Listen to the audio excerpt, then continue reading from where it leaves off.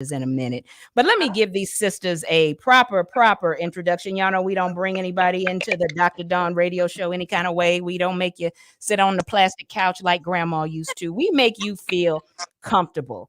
And I have to give this sister a proper introduction. She's no stranger to the Dr. Dawn radio show. I am Kecia J. Name is trademark. Don't play with her, y'all. But she is an AIDS and cancer survivor. She is an HIV and AIDS educator and activist. She's an author, speaker, CEO.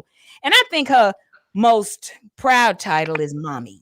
Welcome back to the Dr. Don Radio Show. I am Kecia J. How are you, girl? I'm wonderful. Thank you for having me on tonight. I'm glad you could be here. How old is your daughter now? She's 4 going on 14. Well, hey, that's how it is. And we know she's going to be spoiled rotten this Christmas, honey. Absolutely, she will be. Yes. She deserves to be. Yeah, she deserves to be. And I tell you, and then I met these two sisters when I was in Alabama recently. Chelsie Perry and Erica Hurd, they are pounding the pavement. They are HIV and AIDS outreach and rural health specialists with Selma Air. Welcome to the Dr. Dawn Radio Show. Chelsie and Erica, how are you girls?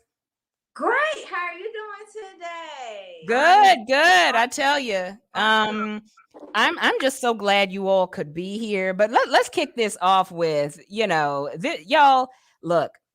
I love having conversations like this, right, where we can just be real. But I want to start with you, Kecia J, with this question, and then you, Erica, and Chelsie. Have we forgotten about HIV/AIDS in the midst of COVID, Kecia J? Do you think we have forgotten about it? Absolutely. It just blew my mind how the government and everybody just really ran to arms over COVID. And I'm not going to play it down like COVID wasn't an issue. Right, the absolutely. HIV/AIDS has been an issue too. Mm-hmm. And it was just, we need to find a cure, and we're locking everything down, and you need to get tested, and we're giving away free tests and order these tests. And I was just blown away. Like, why wouldn't HIV/AIDS get that same type of connection or energy? Because it's an epidemic that is really plaguing people of color. And you know what I found interesting? They were doing all these shows about should I worry about dating in the midst of COVID? And I'm like, but there is HIV/AIDS. You know what I mean? So, but again, the news is doing the stories they do, right? But I'm like, wait a minute. So that's how I kind of knew we have kind of put HIV/AIDS under the rug a little unintentionally. So Erica, you and you, Chelsie, what do y'all think? Well, actually, I think we have, because, like I said, because of COVID, and even since I come into this profession, that I didn't know a lot, but I have been eager to learn a lot more than I knew. And I watched people, like I said, I watched them with COVID. They boom, boom, boom, boom. I watched them with some parts of cancer and different types of things. They boom, boom, boom, boom. But I have watched them with HIV, and they really like, okay, we'll come back to that. We'll come back to it. Yeah. And so that's where we are now. So, and that's why we're out here every day trying to make sure that we put the awareness on HIV and AIDS. That's good. Personally, I feel like AIDS was forgotten way before COVID even came. How many times have you heard your child come talk to you, or even something across the television about it? I feel like when I was younger in school, I knew who Brian White was. I knew what HIV was. I knew what AIDS was. Nowadays, we don't have no information. We don't even have just a little screen of, hey, do you know what HIV is? What does AIDS stand for? So I think, honestly, AIDS and HIV was forgot about long before COVID. I can agree with that. Wow. So, like, if we're not putting it on paper or we're not in the room doing it, it's not being heard. Right. While we're out here, like Erica said, we're out here.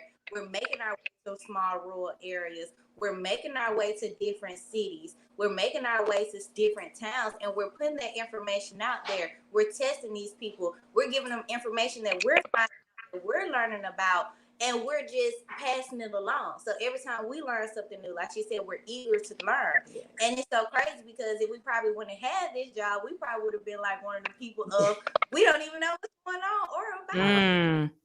Interesting. God puts people in the right positions at the right time because we're here, we're leading this journey, and there's no way we're finna quit anytime soon. Amen. That's good. Now, Kecia, that's good. That's good. Now, Kecia, look, you talk about without shame your testimony, but tell us how you came to find out that you were positive. Well, I had, prior to being positive, I was in a relationship, and that relationship, and I'm gonna just be honest. That's what we like. Yeah. In college, I aligned self-esteem with looking pretty. You know, wearing the best clothes, wearing the best shoes, just looking good. Both on the inside, I was just, really rotten. So going into this relationship, there are a lot of things that absolutely now, as a woman who's almost 40, I would not accept. Yeah. And I kept taking it, right? Because I think young women and women in general, we seek validation from the wrong men who have yet to find validation within themselves. And that's where I was, at that time. So after that relationship was over, there were a lot of things in that relationship that, now that I know, were signs of the virus entering my system or something not being right. But again, growing up, you're not educated or taught, get checked for HIV/AIDS. You're more told, don't bring home a baby, than you are, don't bring home HIV. So once I was diagnosed, I passed out. I was in the shower and the doctors couldn't tell me what it was. So they sent me home. And then I ended up actually passing out again with a fever of 105.7. Oh, wow. And it took them 3 to 4 weeks to tell me that I had AIDS. The doctor's bedside manner was horrible.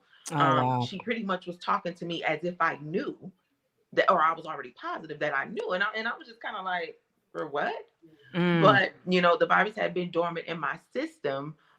So it took them some time to actually find out exactly what it was. I was on a breathing machine. I had PCP pneumonia. Wow. And I will tell anybody that once you're diagnosed, it's a humiliating thing because they don't care who you are, how sick you are. Immediately, they want you to sign over those papers to let the world know you will be on a national database identified by a number. They make you write down your sexual partners. They want you to write down your symptoms. It's definitely a life-changing experience. And in that moment, I guarantee you, it definitely woke me up. Wow. Did he know he had it? To be very quite honest with you, I believe so, but he wouldn't be honest about it. And I'm gonna be honest with you because he's very prevalent still to this day in the music industry and in that hip hop world. That's not something you will go to your grave. That's right. Yeah. That's right. You will go to your grave and you will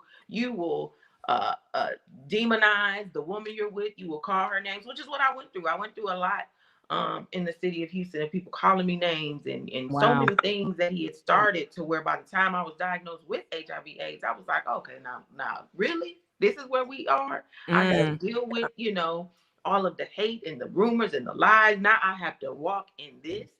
So to be very quite honest, that man will go to his grave with it. And people in his circle, we've chatted, we've talked. Yeah. And everybody who know, they know. And I asked the question, but does it matter whether he talks about it or not? You have to take care of you. Exactly. And you running him down, he's gonna have to deal with the Lord with that. Right. And if I could just interject and say, I've had people say that all the time. I actually had Ricky Smiley Morning Show had put my story on there, XO Nicole, and so the media took it and kind of chopped it up for clickbait, however they said. So it went viral, and all these people swarmed me with, "We need to know who it is. We need to know. You need to say it. You're not being, right and empowering women by not saying it. Here's what you don't know: HIV/AIDS carries its own HIPAA laws." Right. So even if I was to say, Knick-knack paddywhack gave me the virus, he could easily shut me down with a non-disclosure or cease and desist just based on defamation because it carries its own laws, right? Yeah. The only way you could really make something like that stick is if a multitude of women came out and said, this is what this man is doing to me. So I knew that knowing who I'm dealing with, the entity he's a part of, I had to be strategic in telling my story, and it has nothing to do with him. Because the math gonna always math when I'm just telling the truth at the end of the day. And so I've always known that. But people who don't know that it carries its own laws, well, or they're gonna say stuff like that. Okay. Okay. I'm sorry, but I think that's the importance of educating yourself on it. And I love the fact that you took time you found out you had this, but you did not let it overcome you or defeat you. You still live, you learn what you need to learn, and you learn how to live with it. And you're here now telling your story and your journey. And I feel like that right there is powerful by itself, because we have some people who are in denial, or we have some people who feel like, oh, I'm ugly, I'm disgusting, I don't want to share nothing about this, even though this could help another woman or this could help another person, but they rather live in secret with it and move away, or just don't want people to know about it, because people still to this day don't know how to perceive HIV and AIDS, and it's still a big stigma around it. Yeah. But all at the same time too, though, the question is, who asked and say, are you okay? Do you need anything? You know, making it all about it's your fault or this or that, but what about what you need? I'm here for you. No matter what time of night it is, I know you have mind-blowing experience, you know, going on or got this news, but I'm here. Exactly. It's not even about that. I'm not going to change that's what a lot of people do. They change when your status comes out. They change. They look at you as not this beautiful, vibrant young lady that they always looked at you as. Now they're looking at you and like, we need to go over here. But that's not what we're here to do. We're here to stay and form a circle that bonds all of us together, to whether you're positive or negative, but we're still here to help each other and to learn from it. Yes. Yeah. Right. And I think that's a good point. And people sometime, well, who was it? Of course, because that's the hot media story, right? Yeah. But again, how about Kecia? What can I do for you? Yes. You know, but that's the world we live in. Now, I want you all give us some statistics. Give us the latest statistics out there. You, Kecia J, Erica, Chelsie, give us some statistics. The high schools, the middle schools, the Black community, Black women. Just give us the statistics. I feel like in the Black community, in the schools, and especially with people, we have a high rate of pregnancy. We have a high rate of STIs and STDs, even in children that's 14, lowest to 10. And that's something that we really need to work on, because I don't feel like we're having conversations with the children. We're not in the schools as much as we need to be. Just like we say, the children need a village, the parents need a village too. And we need a safe place and a place to create where some people don't have big mama. So how do we raise these children? How do we teach these children this and this and that without doing this? So I feel like we need to be more in a form for within ourselves with parenting, and how can we be better as people. Like, we wait, what can we do, or how can we make this better? What kind of change are we gonna give today? But Dr. Dunn, all at the same time, we got to know that there's 16,500 people that are living out there with HIV in Alabama. And guess what? Half of them probably don't know it. I'm living with it and don't even know it. Wow. Because you go to the doctor don't always test you for HIV. You have to ask, and if you don't ask, then you'll never know. So that's why we're every day making sure that we are out there testing in the rural areas and everywhere, but just everywhere. We go to the schools. We don't go to the schools. We don't test in the schools, but we do go to the schools and educate. And we also, when we're out in the community, if a parent comes up and say, my child is 14 or my child is 15, I would like to give you consent to test, then we'll do that because their parents give us that permission. But yeah, it's rough. It's the numbers out there.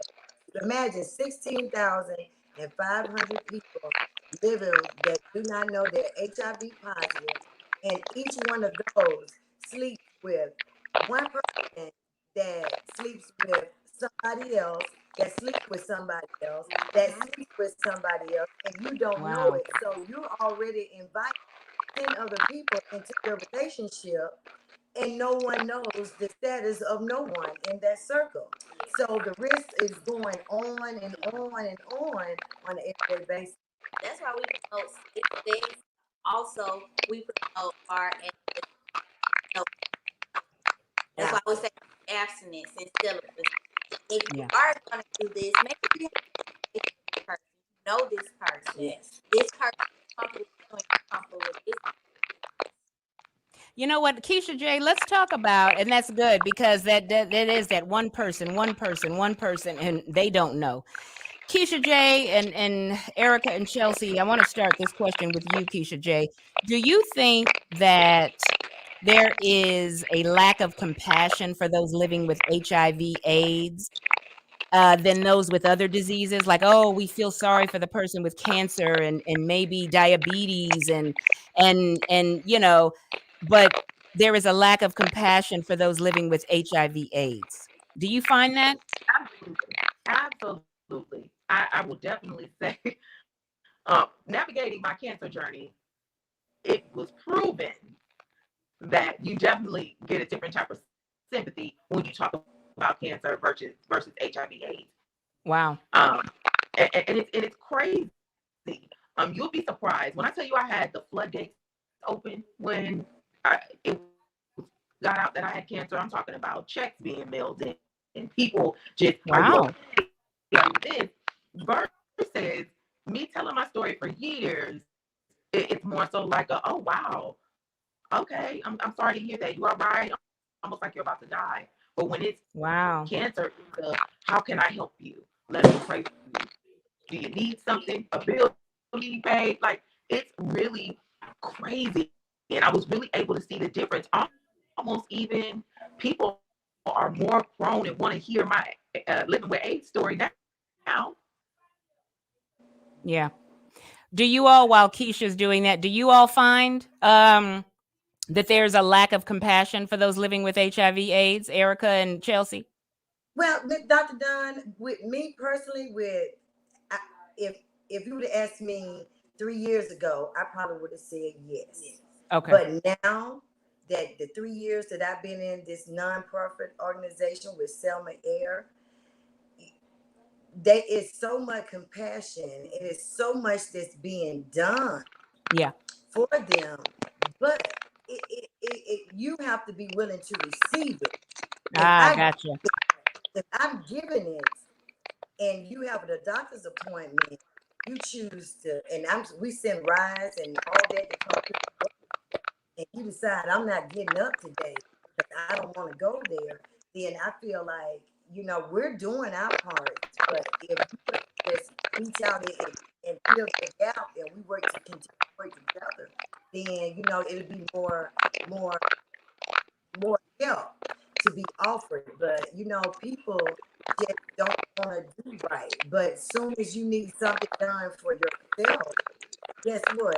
You're the first one in it. You're the first one. You're the first Wow. one. But when it comes down to that self-care that's free for you, and that gives you the opportunity where you don't have to buy that expensive medicine, that is being helped to give to you to keep you going, to keep you flourishing, and then you take her and slap someone in the face like, I don't want that. But then as soon as you get so weak and get out of care, the first thing you do is you pick up the phone. I need you. But what about when we needed you for those doctors 6 months ago to keep us from getting? So like I said, for me, 3 years ago, I probably would have said it wasn't enough being done. But now that I see it on an everyday basis, it's your choice whether you accept it. It's kind of different for me. And Okay. it's Okay. kind of different. But that's interesting, Kecia, that you say, well, they were, but now, Chelsie, this is a question I have for you. You know, but I like that you said, Erica, you have to make sure you accept it. That's right. But it's a process, because like Kecia said, when somebody's given that diagnosis, I don't even want to imagine, right? If that was me, I just, but it's a process. But Chelsie, you know, for those, and we talked about this in Alabama, so we're going to talk about it now, the celebrities, those who are celebrities, those who are notables, who have, you know, it's come out that they have the virus. Do you think that they should be spokespersons raising awareness? Do they have a duty? But if they write a check, I mean, as long as the people in their circle know, should they be the spokesperson for the virus? I think we had this conversation when we was down there. And yeah. Honestly, at first, I was like, yeah, they should do this and do that. But at the end of the day, these people are humans too, and they have a life. Whether they choose to do this journey, it is great and it's well appreciated, because who could tell anything different besides the person who's carrying this? Right. So, but you also have to check their mental. Like Erica said, did anyone ask if you're okay? Did someone say, how are you feeling to do this? Or looking at the changes or differences that's going to cause in this person's life. Because to this day, from 1995 to 2022, we still have a stigma, and it's still a conversation that's not being brought up in the room. So I feel like if they want to be spokespersons, that's a great way, because who could tell this information than the person who has this and live day to day and everyday life with it, as far as living with their family, living with their children, going out into America and knowing they're a famous person, and this is a title that's going to be on them every time you meet them or see them in the media. But I feel like that's really up to them to do that. They have a choice in it. This isn't, HIV is not, because the HIV does not have to define you or become your whole life. That's right. Yeah. And that's what we're trying to teach people, that just because you have HIV or AIDS, you still could live a life. You still could live a longevity life as well. And, you know, sometimes people just want to live that in peace and normal. Yeah. Kecia J, we were talking about, are people required, you know, everybody's not called to be a spokesperson, right? No. Kecia J, everybody's not called to be a spokesperson. And there's nothing wrong with it. Everybody's not called to write a book. Everybody's not called to do radio interviews. As long as the people in your circle know, maybe you'll talk about it at your church privately with the youth group. I don't know. But Kecia J, what gave you the boldness? What made you say, I'm going to come out with my diagnosis publicly, and I'm going to be an advocate, and I'm not ashamed to talk about my status publicly? You know what it was? It was the lack of self-esteem that I saw amongst women in that industry. Wow. And that it was, to me, it was very disheartening. Seeing women feel like they have to look a certain way, be a certain way, accept certain things, just to be accepted or be loved by somebody. And I sat back, and it was probably a couple months after I was diagnosed, and I was about to really like explode. I was like, I gotta talk, I gotta say something. And I ended up going to Hack's Clinic here in Houston, and I ended up meeting calling for a sister circle. It was a paper they had on the wall, and it was Kirby Gray who connected the dots. His ex-wife was Dina Gray, who's a survivor, a long-term survivor. And he said, I want you to share your story at Cashmere High School. And literally, when I shared my story at that high school, you would have been blown away about how the kids were dancing. They could recite every song. It was young girls sitting on boys' laps. And I was blown away. And I got up and spoke. And I told those kids I had AIDS, and the way that I did it, I was hyped up with them. I was reciting songs. And I said, while y'all reciting these songs, you would never know the woman that's reciting it with you has AIDS. And the whole room got quiet. And in that moment, it was doctors quiet. It was radio station people quiet. And in that moment, I said, this is what I'm supposed to do. Because these individuals really believe that you have to look a certain way to have HIV/AIDS. Yeah. Erica, you weigh in on that. I heard you chiming in when she said the look, because that was one of the things. Is there a look? It's not like, you know, we see in the movies, the sick person with the blanket in the wheelchair looking about, you know what I mean? Erica, talk about the look. It's the look. The look There of is the no look. You know what I that's mean? that's why there's no look, because the man, and now I want to bring this into foreplay, because the man that stands behind the pulpit has no look. He has no look. The sister that's standing in the choir, she has no look. You know, and we get so caught up on the person that over there that's sticking a needle in their arm. But we have to understand, they might have already know the education of HIV. They're using a clean needle. They're not using a dirty needle and using it with another friend, another friend, another friend. But the pastor or the sister that's in the choir, she's doing all this different stuff and different stuff and different stuff, but she's not being careful, or he's not being careful. But here, this junkie or this person that's battling a drug addiction is over here. We pass judgment on them more quicker than we would with anybody else, because of who they are. Because of who they are. And Wow. they're nothing but a child of God that have fell short somewhere. And Come on now. They're going to get better. But if we pass judgment on right then and there because of who they are, guess what? We just lost one that we could have saved. And we're no better than And we're no better. And that's what Kecia, you touched on that. You said you got such an outpouring of letters and money when you had cancer, you know, but no love, you know, for HIV. And you know, I'm telling you, it's interesting because and let's think about this. Let's talk about the judgments, the discrimination. Let's be honest. Oh, she's just a tramp. She sleeps around. No. Or you know, do you see sometimes it's a double standard with women versus men, Kecia J? Sometimes? Absolutely. Yeah. Absolutely. I've had people ask me, are you sure you got it from him though? But are you sure? And it's just kind of like, what would like you've slept with 20 men. Right. It's like, what would make you think that I don't know? But you know, and I'm gonna tell you, there's also a difference on how they treat you versus you being born with HIV versus you contracting it. Right. So there's a different level of sympathy because and rightfully so to some, because they were born with it. They didn't ask for it. Right. So people look at it as, for me, contracted it, I was irresponsible. Right. I should have taken the time to do my due diligence on the 1-2 and the 1-2. But if we're really gonna be honest, numbers are spiking within women who are married, and women who are over the age of 65. If we're really going to be honest about it. So it goes way deeper than people thinking that you have to be promiscuous, or you know, you were a prostitute, or you were on drugs. It's way deeper than what we think. Because Erica and Chelsie, and that's a good point, because Shirley Ralph, you know, who's she's just an advocate and a real, you know, she really is an HIV. She is raising awareness constantly with her platform. And that's what I love about her. But she said the elderly are getting it in the nursing homes, because the only disease they knew about was mono or whatever. Right. But they're grandmas.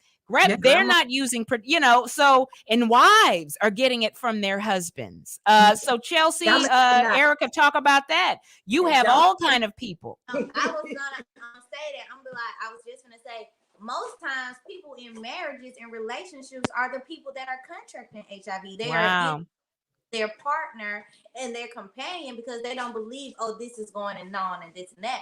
But married women and people who are in relationships are the highest people who contract HIV. And like Miss J said, a lot of times the women are looked at. It's never, do you think this man, somebody walked up to this man and said, are you sure she gave it to you or this and that? No. It's, oh, this and this and that, versus with the women. Well, what were you doing? Well, you should have been more careful, or you should have did this and that. Why should I have to be more careful with this person I lay with every night, or this person that I trust my heart, my love, and my soul to? And then you took a vow. Exactly. And that just goes to show you have to stay up on your testing and the things as far as you as a woman, because at a lot of times some things are not being openly discussed. So That's just true. to keep yourself together, just like Erica said, that's why we go out and do these tests in this area. And to this day, you still have people, as soon as we say HIV test, oh, no. You know, and that's stigma because you don't even know your status. And we had someone that we met, and they said they never took an HIV test a day in their life, and they was very adamant about not taking one. Even though we're educating them, we giving pamphlets, and we felt like, okay, we really want you to do this, and we felt like we wasn't completing our job, and it hurt us. But only we could do, like Erica said, until they want the help and they ask. All we could do is give them the information, educate them, pray about it, and move on from that. Because we're doing the best and we're doing the best help. But I do feel like we as women, we do have to have more conversation. We do have to be more involved with testing. And with that, I want to say the facts are with this. Now we have to pay more attention to what's going on in our lives and with our partners. Even if you have a guys that all the time they got domino night, they got polo night, they got this type of night, or they got this something or this or that going on.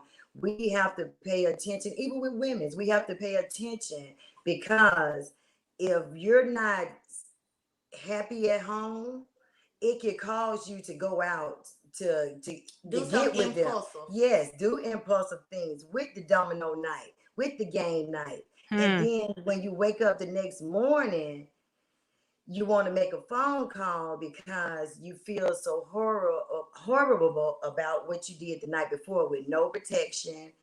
You know, you're just mad at your boyfriend for the moment and you try something, but you try and the consequences that come behind it the morning after is like lifelong. It might won't change. So, you know, we have to just pay attention to those little things that goes on in our everyday lives, because I'm not gonna tell my husband or my girlfriend that I'm on the down low.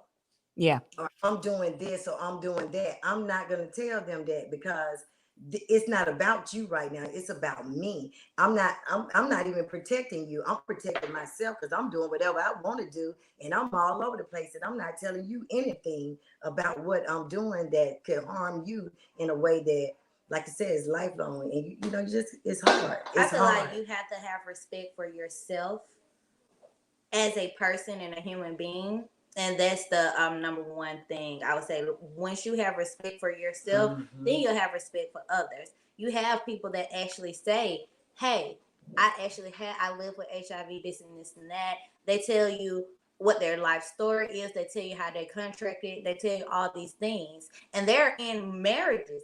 They are living with HIV, and they're with people who don't even have HIV or AIDS. And they're living a long, healthy life. They having children. And living through their truth. And sometimes it always starts with just a conversation and education. Yeah. And that's what I want to touch on that, because Kecia, you have a daughter. She's 4 years old, right?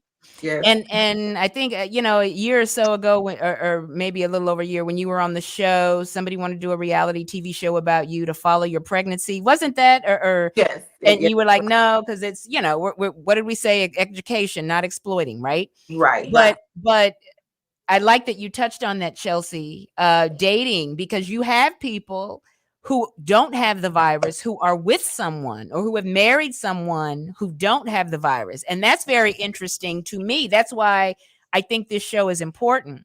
Kecia, the father of your child doesn't have it, right? No, he doesn't. Okay. Your daughter doesn't have it. No, she's negative. But here you are with the virus, and I'm sure, and I know someone who does, she's living with the virus, and it was some jealousy among her girlfriends. Well, how did you get a man? And you know.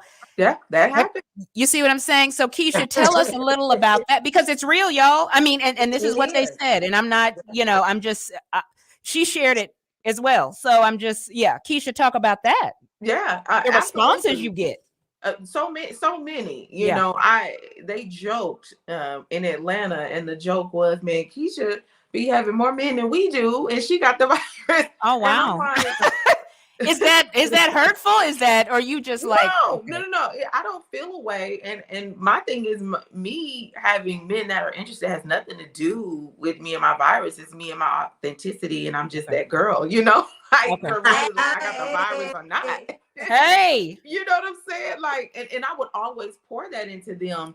And I was like, men feed, especially men that are not for you, feed off, and they know low self-esteem women when they see it, right? Yeah. And I can honestly say that God has blessed me with the ability to be in different relationships. I've only been in 3 major ones in this whole span, but with men who understand, right? Yeah. And more so understand because I walk so confidently in it to where they're like, well, dang, okay, so educate me. It always turns into that. They'll have their moment, Wow. but their moment is more so, man, I hate this happened to you, more than, oh my God, I'm gonna get it. It's more so like I've had a guy cry. I've had 2 of them cry. Journey's dad was, very dramatic. And then he had his 24 hours and he got over it. And then we planned to start a family and we have Journey. Okay. Oh, So, which is, and again, it's no judgment, just realness, right? Right. That's it. Are we in a place, and Erica and Chelsie, because are people, because where they don't care, or if they love you, they'll love you through it, and they're like, hey, just, is that what it is? If I love you, and like Kecia said, I educate you, Mm-hmm. you're not going to get it from kissing me or taking me out on a date. You're not going to get it from just being around me. But I think that's interesting. Because it's more people than we know who are with somebody who have the vibe, and they don't have it, and they have opted to be with somebody with the vibe because they love, like Kecia said, they're drawn to her, they attracted to her. They don't care. They're like, I love you. I'm going to get educated. And yeah. So yeah.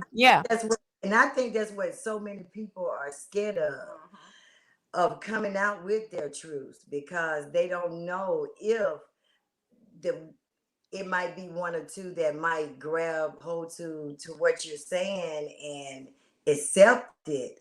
But then you might have 5 or 10 more that's gonna be like, oh, hell no.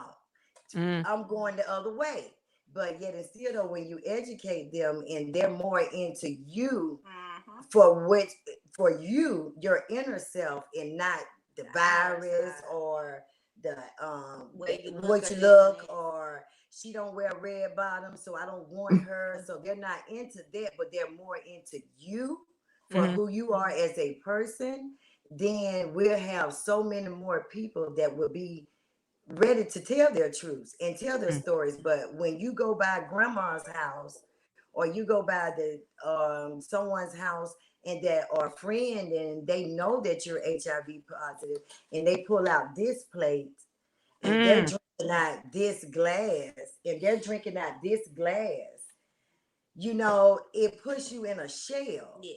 That you be like, I can't do this, no matter how hard I try, no matter, I'm going to the doctor, I'm doing what I'm supposed to do, I'm still having people passing judgment on me. And I see that, and they don't think you notice it, but I do notice. If I got this plastic plate and you got a real glass, I notice that. So Wow. It puts you in a, it puts you back. Let's talk about that. Let's talk about Kecia, Chelsie, Erica. Let's talk about that. You have a paper plate. Everybody's eating off the glass plates, but you got to eat off a paper plate because we don't want your germs on the good plates. And let's talk about that, y'all. Any one of y'all can start. Kecia, Chelsie, it doesn't matter. Yeah, I've actually had a relative throw a fork away. Oh wow, you have? Yes, and it's just lack of education. Yeah, they don't know what they don't know.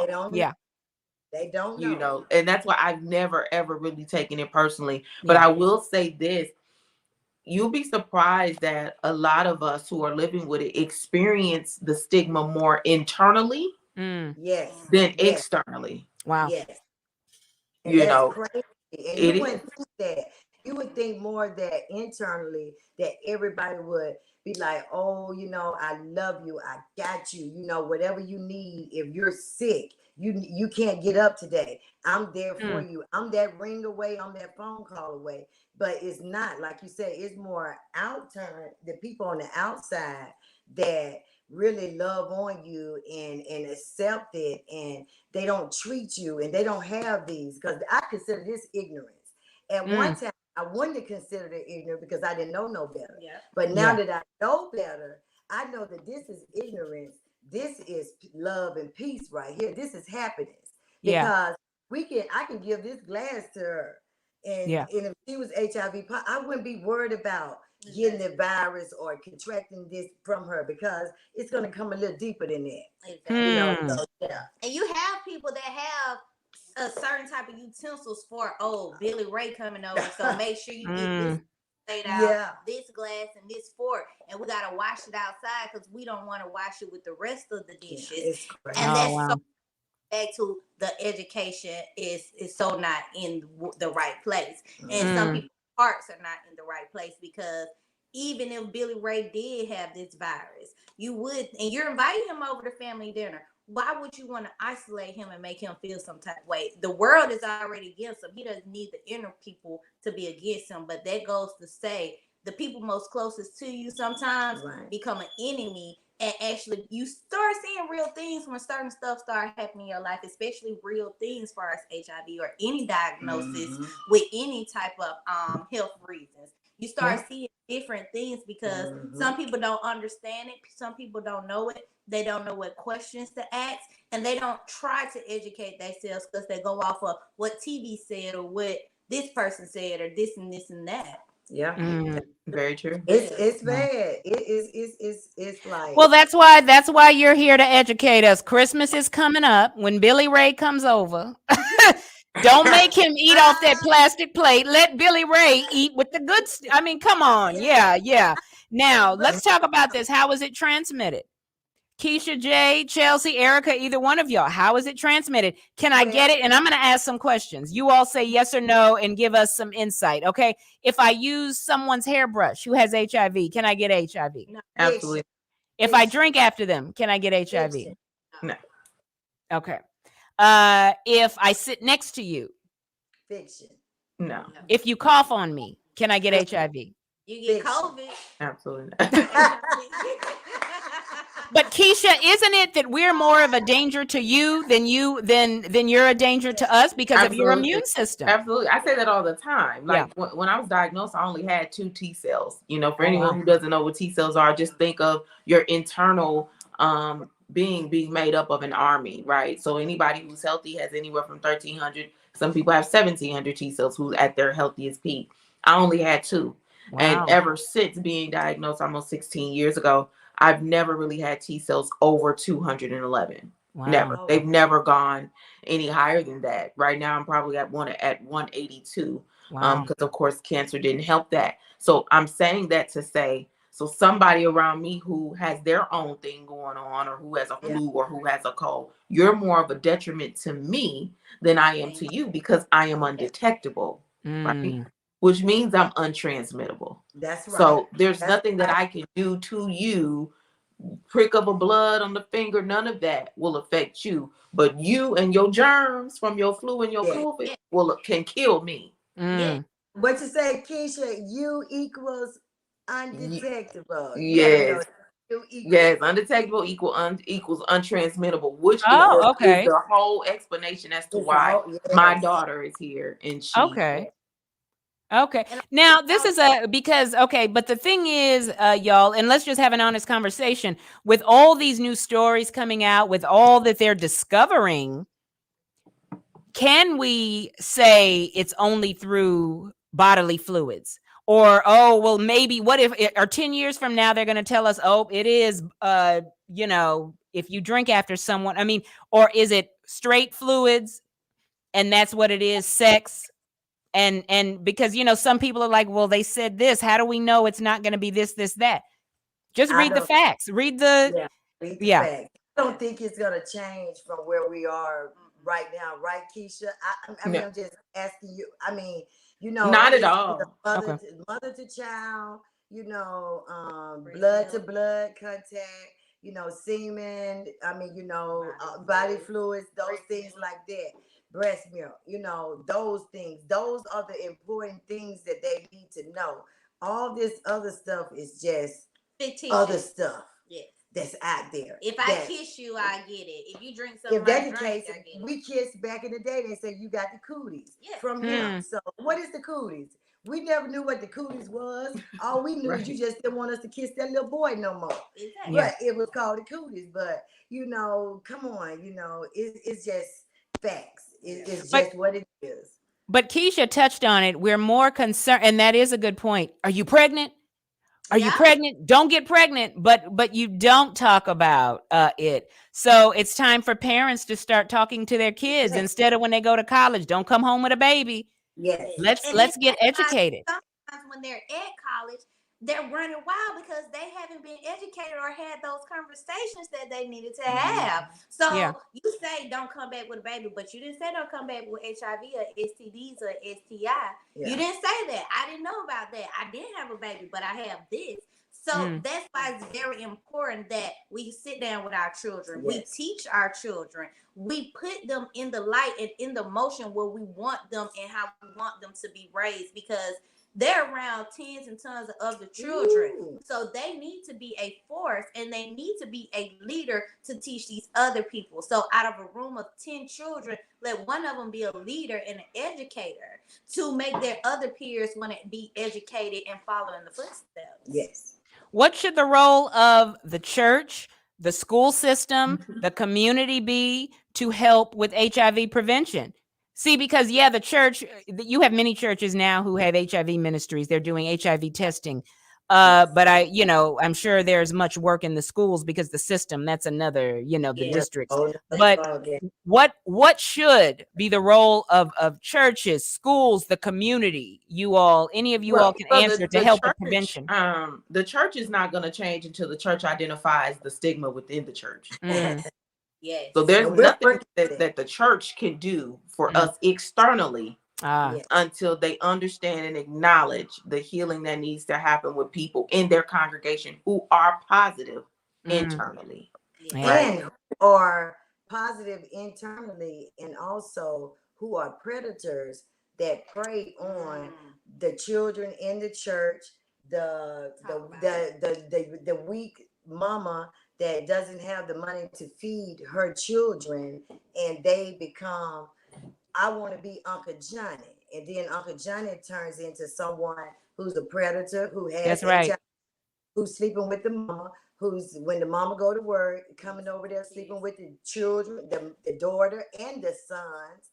And, and they have to, in the churches, the church and the schools and everything else got to have an open mind to be willing to open up and really allow the education and the outpouring of help to come into those organizations like that, so that we can protect our kids. Because when I think about, even though it's off the subject a little bit, even I think about the little young girl in Houston, in Texas, that got kidnapped from the FedEx.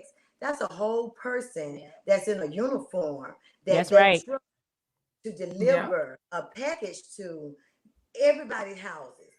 He couldn't have just stopped there that day. He could have went on to somebody else's house after he done did whatever he did to her. And that's right. On to the person. But they prey on them because we have our backs and our minds turned for a moment.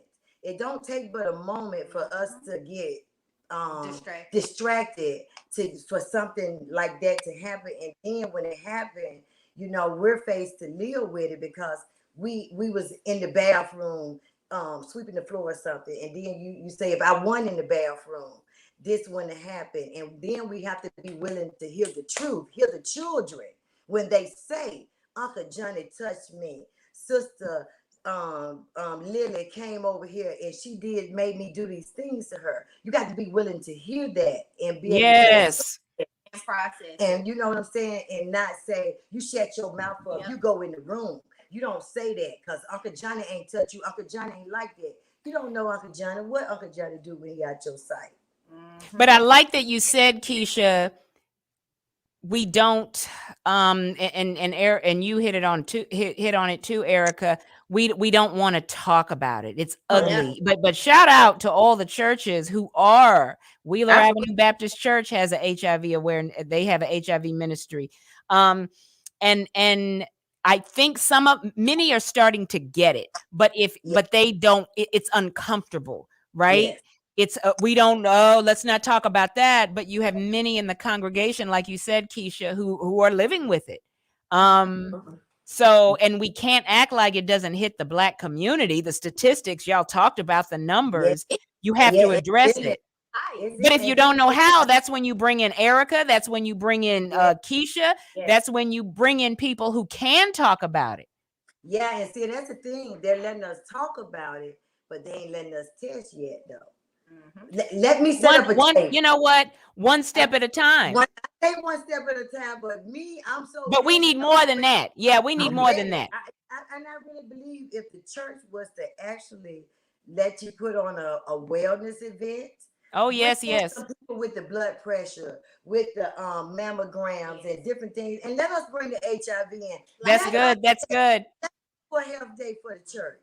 Let us be more open to that, and don't everybody stay at home because we putting on the program today. When you put on the pastor program and you put on the usher board program, everybody then is saying the best. When we have the wellness program, put it on your best and come on over there and let us swab your mouth. Let us do that. Let's know your status. Let's get more in tune with knowing your status. We got to get more in tune with that. Because y'all talked about the pastor, the person in the choir. Kecia, why not just let's talk about it? But it's how you talk about it, right? Absolutely. But we got to talk about it, because if it's going on and if but they don't know how to talk about it. And all the church sometimes knows how to do is talk church. You know what I'm saying? Because I've talked to, look, I did my domestic violence show.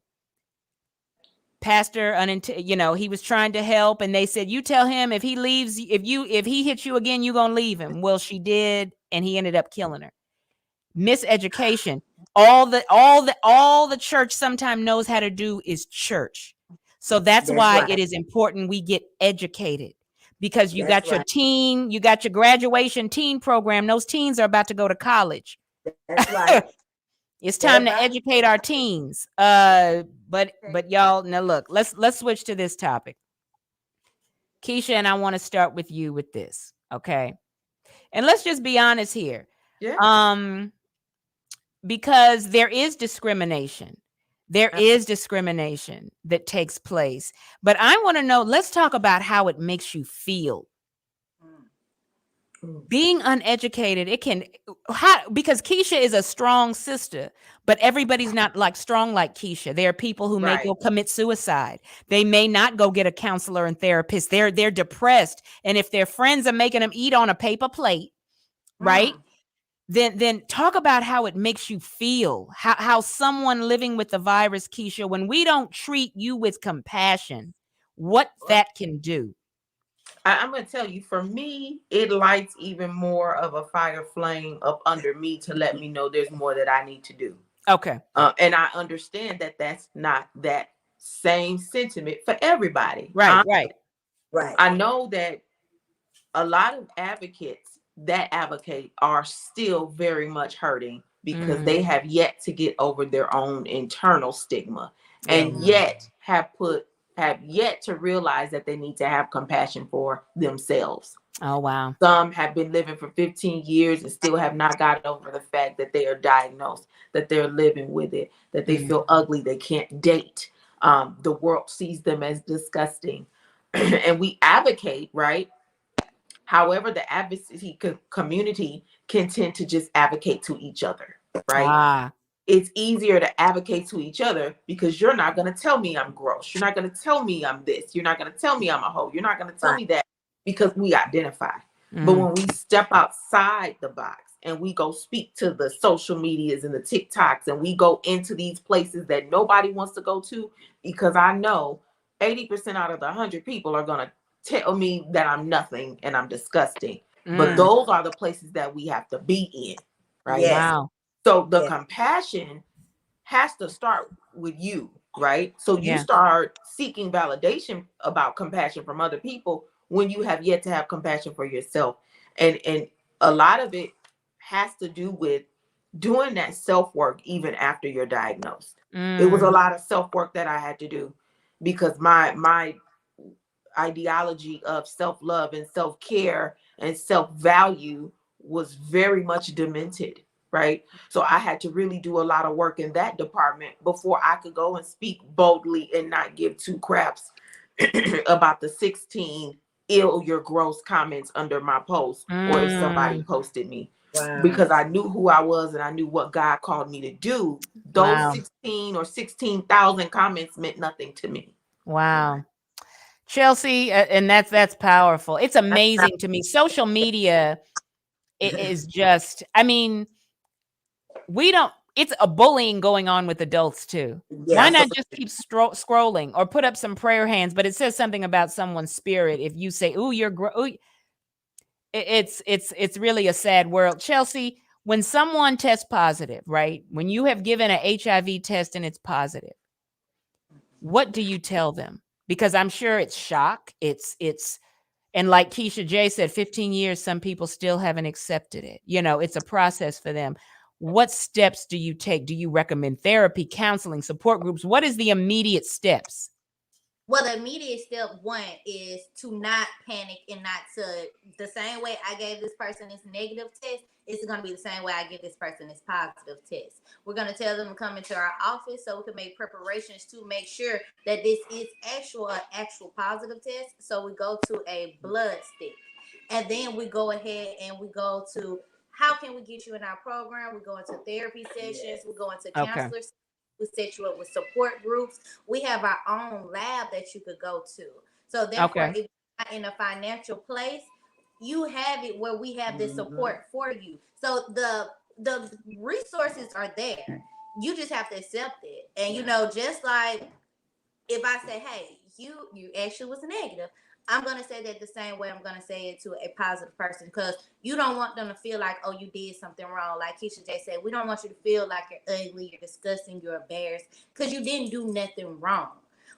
What we could do is move forward from the situation, and we're going to be uplifting in this moment. Because right now, like you said, this is the news. You never know how these people can handle it, what they're going through. And I applaud anybody with HIV and AIDS, because they are really the real VIPs. Because you're living, you have to change your life. And like she said, she had to do a lot of self-love and self-reflect.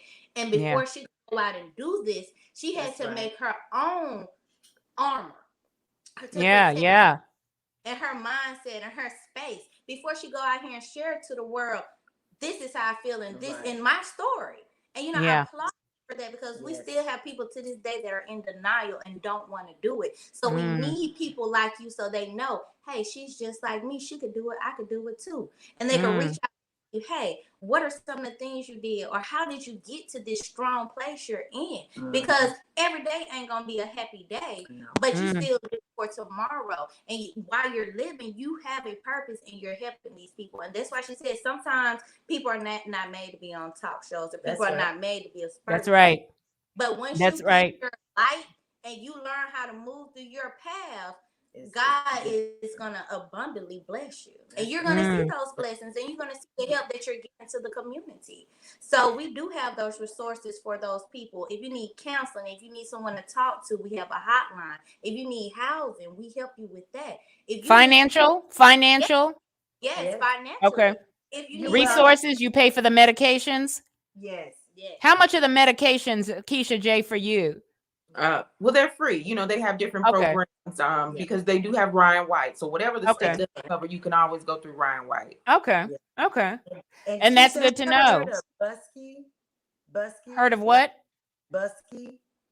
But Busky is like another program that we use, and and it's like for men's. You know, we normally try to have male support groups and stuff, and it falls up under Busky, where we can't forget about them, because you got absolutely actually that really would come out, need the support, want to talk about it, want to get help figure out how to get this stigma off of him so he can still be the man that he is without it being a problem. So, we have those type of support groups for men and women, and then we have them together where we can listen at them, listen at their Yes. ideas, get a better understanding of what we can do as a nonprofit organization to help make things better for you. But again, it goes back to when I say you have to have that, like you said, that inner love. So I need you at your appointments. I Yeah. need you for your labs. I need you for, to bring that bill over here so that I can help you so your lights don't get cut off. Don't come Mm. and want me when your lights cut off.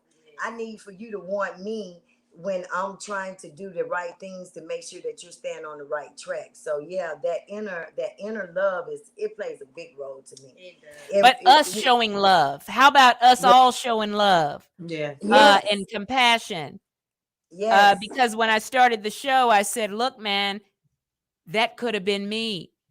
And Yes. y'all, and we sitting up judging, oh, well, if she hadn't have done that, she hadn't okay, but you married, but don't forget, before you met your husband, y'all been married 20 years, but Oh, you were a different wait person in college. There's some stuff he don't know you were doing. That's You see what I'm saying? So let's be mindful and let's show love and compassion. Because that's what Jesus is about. that's what Yeah. he's about. And Man, he's about this showing that's what love. and this what this time of the year is about.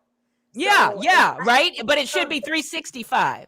that's right. That's right. But I love that World AIDS Day is December the 1st because Yes, it yes, starts with the season of Thanksgiving has came in, yes. and then we're here. And it helps us to, just love on them more. Because, like we in our organization, we do baskets. And each one of us will get like $40 worth of different items of all kinds of different items, and we put them in baskets, and that's what we give to our special ones. We give That's that to good. them as a token of our love, and That's that good. just show them that even though sometimes I might can't pay your bill, but guess what? I have something else that can help you with your bathroom, with your kitchen, with whatever, and just let it do what it needs to do for you at that moment because we love you. We Ladies, love you. it's starting with you. Y'all are Yes. starting and it's trickling Yes. through the world, right? That's what it's about. Now, Yes. before we end this segment, I Yes. want to hear from each of you. Whatever you want to say. We'll start with you, Chelsie, then you, Kecia J, and then you, Erica. Just any final words you want to say, and then your contact information if people want to find out more about what you all do. One thing I would say is I really, really, really appreciate this opportunity. Not only am I learning things every day, just like Miss Kecia J, she's teaching me things too because I'm actually talking to a person, I'm talking to a woman, I'm talking to a mother, and this is a real talk. So I would say anytime you need anything, anyone, even if y'all have questions, if you don't want to X on the show, you can always, my contact information is on social media. You can look up Selma Air in Selma, Alabama. Even if it's just you want to have a phone conversation, we are here for that. We are here to any way to support you, uplift you, and motivate you. So I'm really, really grateful that you gave me this opportunity to be on this show and to actually be able to share some of my insight and some of the knowledge and education that I have experienced since I've been working with Selma Air or been on my journey with She's Ready and HIV and AIDS and learning things and just trying to get the community in a place where we all could come together and we're all standing as one instead of divided. And that's good. That's good. you, You, Erica. Oh, were you done, Chelsie? I'm sorry. yes, yes. That's good. You, Erica. Well, for me, I'm just want to say that I really truly enjoyed this opportunity, and I'm glad that I got a chance to meet you, run Yes, into yes. you because what they say, God put you in places at a certain time and sometimes for certain, and the reason that He put you into our lives is because we love what we do, Yes. and this platform that you have us on right now, it has just I just really believe it's going to open up so many more doors to help us get the understanding and to be able to help everybody, not just in Alabama. That's So right. we're going to be statewide. We're going to be out there. We're going to be able to reach and be able to receive any information that someone gives to us, and be able to help our knowledge become more open to the process of what we're going through. And Kecia, I just want to say to you, because I love what you do. And we have little shows that we have people come on and they tell their stories. And I have met a lot of strong Black women, you know, and I want us to continue to be that strong Black women for them, and be able to get us some more strong Black men that not afraid to be on the platform, to be able to sit here and talk and have those hard discussions that they don't want to hear, but we want to hear, because we want to learn more. We're eager to learn more and to grow. And I just thank you all. I love y'all. And like I said, Selma Air, our doors are always open for you all whenever y'all need us. If you can, our phone number is 334-872. You want to call it? 872-6795. Okay. Say it again. 334-872-6795. And what's the website? We are at selmaair.com. Okay. selmaair.com. Thank you. Now, Kecia J.U., final comments and your contact information. Absolutely. First off, anybody who's watching this, I want you to know that HIV is not the root of the issue, right? Generational curses are. Mental health is. Silencing, rape, molestation, lack of education is the root of the issue. HIV/AIDS is just literally the branches on the tree. Oh, that's and perfect. I love it. Gets root. You know, and to y'all's point, my family, my grandmother is from Selma, Alabama. And so she was the main one that was, when she heard I had the virus, she whispered and said, "You think you want to tell people that?" And all I could do was laugh, is because I understand where she's from. You know, her two of her brothers actually walked with Dr. Martin Luther King. So I understand her thought process on why would you want to. And then she don't want you hurt. She don't want her grandbaby hurt. Right. Yeah. So I understand that. But then it also put me in a place of, you know, the roots, the generational cycles, you know, of low self-esteem in my family. You know, women who don't talk about depression, who have relationship issues, who don't know their value. They have money and success, but that doesn't mean they know their value. That's right. So it's so many roots to issues and roots that people don't want to address. And they think just by, you know, coming up with PrEP and HIV/AIDS and advocating and having big conferences is going to heal and stop the epidemic. And it's not. Until you really get in there and do gardening and pull them roots up, we're going to always have this problem. And that's what I was thinking. When you said self-esteem, I said she, you know, that the root.